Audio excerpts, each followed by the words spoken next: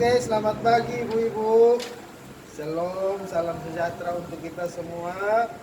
Terima kasih sudah meluangkan waktu untuk mengikuti pertemuan peningkatan kemampuan keluarga bersama pendamping program Keluarga Harapan. Pada kesempatan ini kita akan belajar tentang bagaimana ibu-ibu harusnya merencanakan utang dengan hati-hati. Jadi berutang juga harus menggunakan perencanaan yang baik sehingga ibu-ibu nantinya ke depan tidak terjebak dalam lingkaran utang. Baik.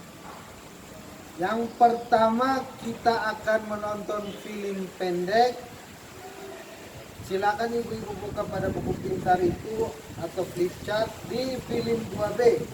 Flip chartnya 2A ya, ibu, tentang pengelolaan keuangan. Baik. Menonton film pendek pasti seluruh peserta ibu-ibu diharapkan mendengar ya. Jika film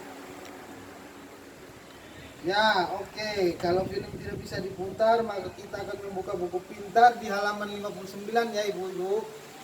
Buku pintar yang ada di tangan ibu-ibu itu tolong dibuka di halaman 59.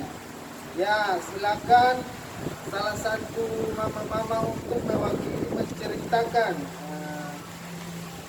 cerita dalam halaman tersebut.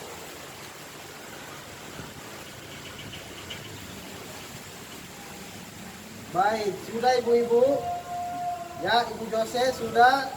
Sudah, Pak. Oke, kalau begitu sudah melihat cerita di buku pintar itu, maka saya ingin bertanya kepada ibu-ibu. Dari cerita tersebut, menurut ibu-ibu masalah keuangan apakah yang sedang dihadapi ibu ini? Ada yang bisa menjawab? Ibu Santi. Baik, terima kasih untuk jawabannya.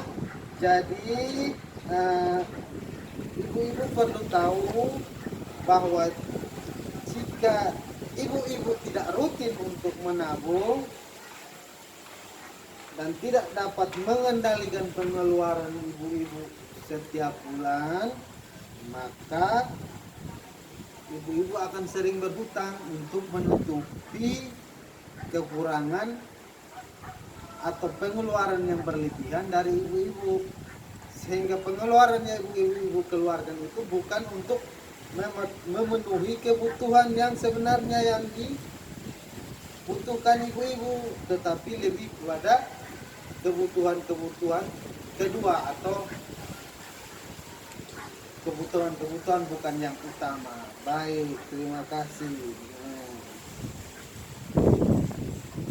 Jadi ibu-ibu perlu memahami, silakan kita buka flip chart lagi. Sebelum meminjam, ada 5 hal yang harus ibu-ibu pertimbangkan.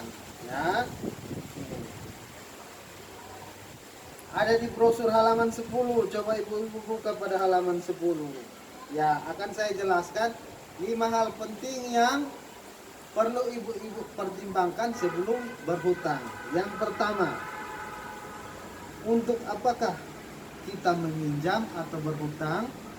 Nah, jadi sebaiknya hutang yang akan dilakukan hanya untuk memenuhi kebutuhan, bukan keinginan atau kegiatan produktif ibu-ibu yang lain. Jadi hanya kebutuhan saja, soal makan, minum, uang sekolah anak, itu aja. Jangan uang rokoknya bapak, itu bukan kebutuhan. Yang kedua, apakah ada cara lain yang bisa ibu-ibu lakukan sebelum berhutang? Ini ada di 3B ya ibu-ibu. Jadi dipikirkan dulu apakah ada cara lain yang bisa dilakukan sebelum ibu berhutang. Jika ada, maka gunakan dulu tabungan atau aset yang ibu-ibu punya. Misalkan ibu-ibu masih punya simpanan di bank atau di koperasi, maka gunakanlah dulu itu. Atau ibu-ibu punya barang emas atau yang sejenisnya yang bisa digadaikan dulu untuk menutupi kebutuhan ibu-ibu sehingga tidak berhutang. Yang ketiga, berapa besar ibu-ibu perlu meminjam? Jadi ibu-ibu harus sesuaikan jumlah pinjaman dengan kemampuan ibu-ibu untuk nantinya dapat membayarkan pinjaman tersebut. Selain itu harus disesuaikan dengan kemampuan ibu-ibu untuk membayar hutang dengan jumlah pendapatan ibu-ibu baik harian maupun bulanan. Terima kasih. Langkah yang keempat, bagaimana kita dapat membayar kembali pinjaman? Jadi sesuaikan waktu pengembalian pinjaman dengan pola pendapatan ibu-ibu.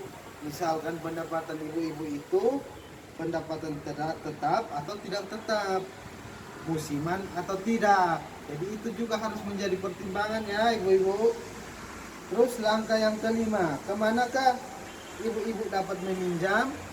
Misalkan bandingkan tempat-tempat meminjam yang ada. Jadi ibu-ibu perlu bandingkan tempat-tempat meminjam yang ada. Dan ibu-ibu perlu cari tempat meminjam dengan total pengembalian yang paling murah. Jadi biar tempat meminjam itu secara kenalan ibu-ibu dekat maupun secara tempat tinggal itu dekat tapi bunganya tinggi, ibu-ibu jangan ke situ. Carilah tempat yang biar jauh tetapi pengembaliannya paling murah. Baik. Ya, mungkin itu yang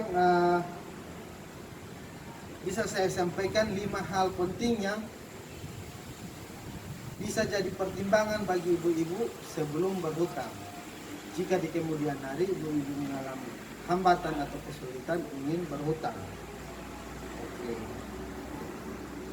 Maka itu setelah itu mari kita bantu ibu ini untuk mengelola utang. Ibu-ibu saya ajak untuk membuka halaman 62 lembar cerita 2A, bagaimana menghitung mahal murahnya utang. Nah, mari kita diskusi pada lembar cerita 2A, menghitung mahal murahnya utang. Cerita di situ bisakah ibu-ibu membacakannya? Bagaimana alur ceritanya? Anak ibu Lili yang bernama Agus sakit, terus tolong Ibu Santi bacakan gimana? Baik, setelah sudah mendengar cerita dari Ibu Santi yang bercerita pada lembar cerita 2A, mari kita diskusikan. Apakah Ibu Lili boleh mengambil pinjaman? Ibu Agus bisa menjawab? Boleh, baik, boleh berhutang karena akan digunakan untuk kebutuhan yaitu bayar biaya rumah sakit. Oh, anaknya Agus kan sedang masuk rumah sakit. Oke. Ya, selanjutnya saya meminta ibu itu untuk mewakili kelompok masing-masing secara bergiliran baca satu paragraf lanjutan dari lembar cerita. Ya, terima kasih. Oke. Setelah itu saya berikan waktu 10 menit untuk kita kerja kelompok mengerjakan satu soal yang tadi dibaca anggota ya. Nanti hitungannya ibu-ibu tulis ya di kertas. Ditulis di kertas itu rincian utang-utang itu ya, supaya nanti kita jadikan bahan diskusi setelah selesai dikerjakan. Oke, nanti ibu-ibu tolong tempel jawabannya di tembok ya, jawaban masing-masing yang ditulis di kertas itu di tembok ya. Terus kita akan diskusikan. Baik, terima kasih ibu-ibu. Saya rasa pertemuan kita hari ini cukup sampai di sini. Catatannya untuk pertemuan selanjutnya kita akan mereview kembali diskusi kita pada hari ini dan kita akan melanjutkan pada sesi-sesi yang berikut mengenai konsep pengelolaan keuangan rumah tangga, tentunya agar tidak terlilit utang. Baik, terima kasih untuk kesempatan ibu-ibu. Selamat siang dan salam sejahtera untuk kita semua.